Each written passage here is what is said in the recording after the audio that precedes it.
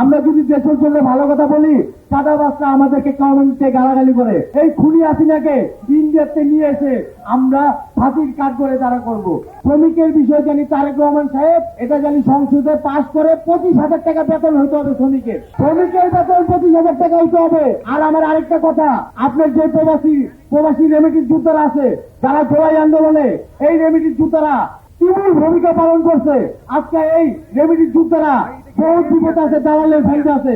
এটা আমাদের প্রধানমন্ত্রী তারেক রহমান সাহেব এটা জানি এই দালাল চক্র জানি সে জানি বন্ধ করতে পারে, চাঁদাবাজ বন্ধ করতে পারে, দখলবাজ বন্ধ করতে পারে। যারা এই আন্দোলনে আমার মারা শরীক হয়েছে তারা এখন নির্যাতিত হইতাছে। আমরা যদি ভালো কথা বলি, কোন চাঁদাবাজের কথা ভাল লাগে না।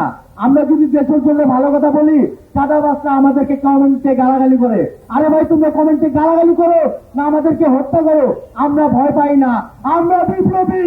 আমরা যে বলবো এই বাংলাদেশের শ্রমজীবী মানুষের কণ্ঠস্বর কথা বলবো, যেই পর্যন্ত শ্রমজীবী মানুষের আমরা আদায় না করতে পারবো এই পর্যন্ত আমাদের কণ্ঠস্বর থামবে না।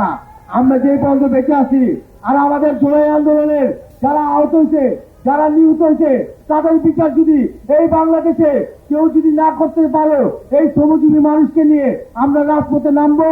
আর আমরা এই বাংলাদেশে এই খুনি হাসিনাকে ইন্ডিয়াতে নিয়ে এসে আমরা ফাঁসির কাঠ করে তারা করবো।